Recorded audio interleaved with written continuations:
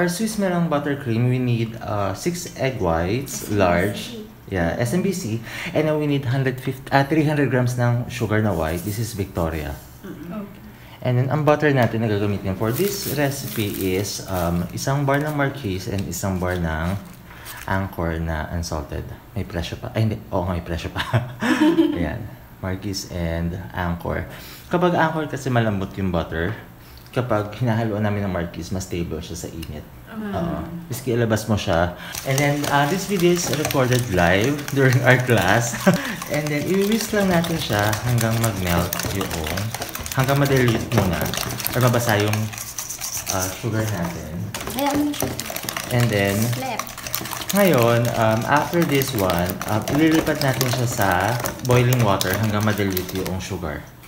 So, ngayon lilipat tayo sa kusina. Okay, dadalhin to. Dadalhin natin yung bowl sa kusina.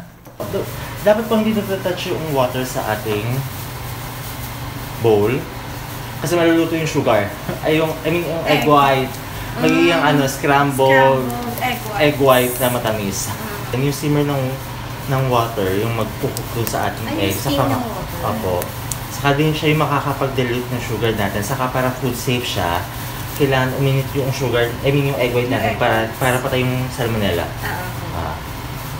Gusto ko ng salmon. Salmonella? Bacteria pala yun. Dito iba-vlog ko to, ha? Sure. Yeah. Naka-makeup ako. Hello, hi! Say hi! Say hi to my followers. As my subscriber. This is SMBC. This is SMBC.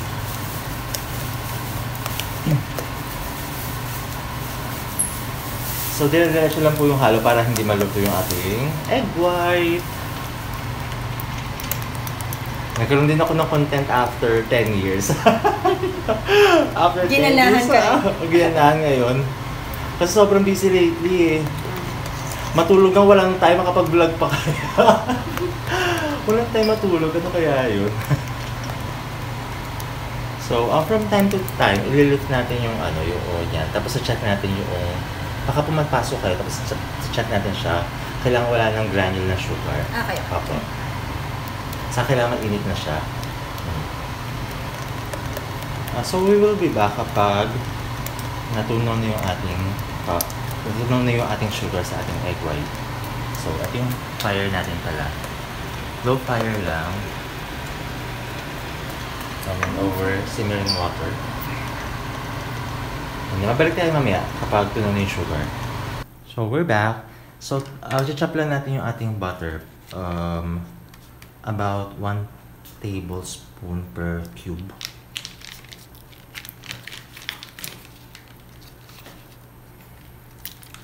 And then dahan-dahan na siya ilalagay. Yung butter should be cold but soft. So may habang ginagawa natin siya. Hello. And then i-whisk lang po natin siya. So, okay.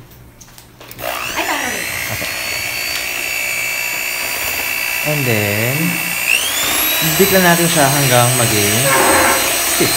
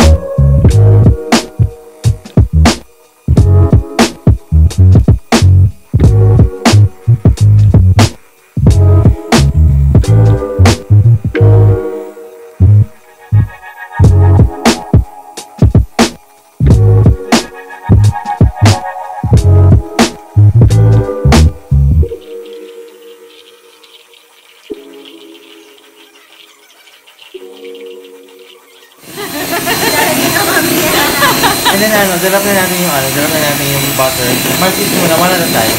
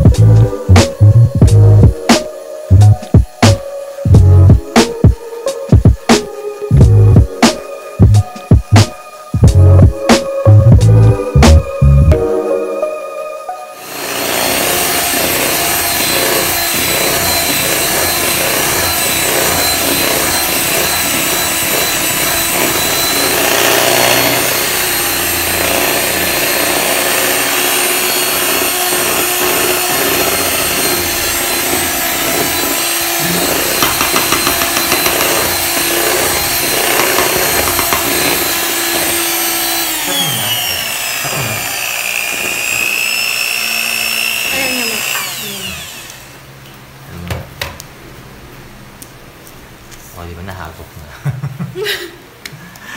Yan. Okay, go mix pa ulit.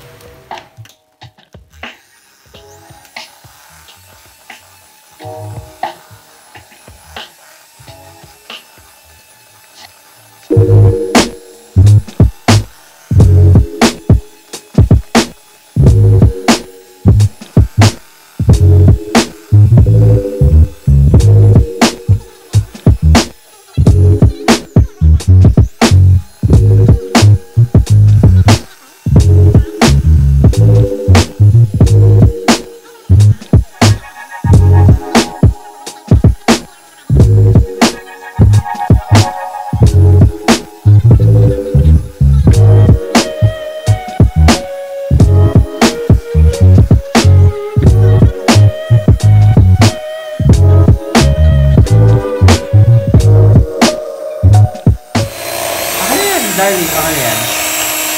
Stop. Stop. Ayaw hindi mag-stop. So, check natin. Nasanay. Check natin. So, ito mahangin to. So, para mawala yung hangin niya, rarami po niya sa gilid ng bowl. Ito medyo matagal to kapag hand mixer yung gamit nyo. Unlike ng stand mixer, again, paddle attachment para mawala yung malalaking bubble. But yung stability ng icing na to, is perfect. Yes. So, yun siya. Again, paddle para mawala yung mga bubbles. Kahit merong bubbles, stable pa rin siya. Stable pa rin siya. Kaya lang, kapag pinit mo siya, hindi siya makinis. So, it's either paddle attachment or lalagay mo siya sa table and then spatula, babalik mo malalaking bubble para kuminis. Pero may stand mixer ka naman, i-paddle attachment na yung stand mixer. But, again, hello! Hi, Stable. Hindi siya nalaglag, Parang Dairy Queen. Parang DQ. Hindi siya nalaglag, Yeah. Serve natin ng kabaliktad. Kapag nalaglag, money back.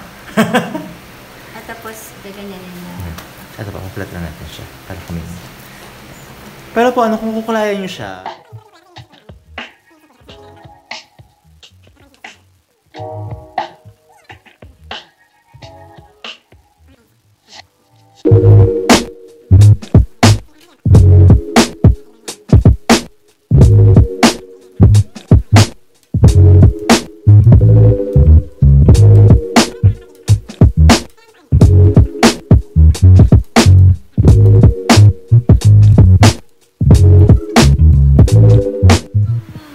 Saka ano, stable. Hello! Hi! O, mas stable ang aming ano. Mas stable pa sa relasyon nyo. Charing. So, bye! And ating Swiss Meringue Buttercream. Enjoy!